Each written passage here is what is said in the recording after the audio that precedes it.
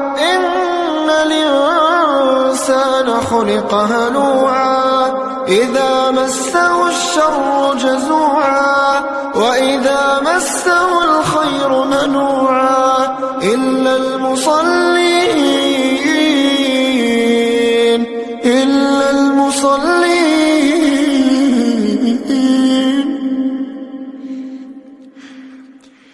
الذين هم على صلاتهم دائمون والذين في أموالهم حق معلوم للسائل والمحروم والذين يصدقون بيوم الدين والذين هم من عذاب ربهم مشفقون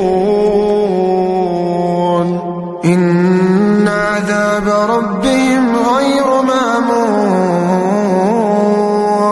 والذين هم لفروجهم حافظون والذين هم لفروجهم حافظون إلا على أزواجهم أو ما ملكت أيمانهم فإنهم غير ملومين فمن ابتغى وراء ذلك فأولئك هم العادون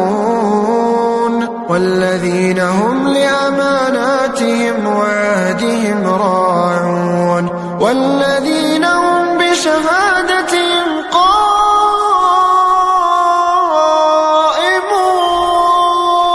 والذين هم على صلاتهم يحافظون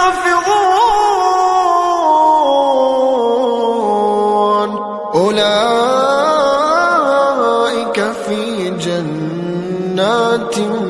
مكرمون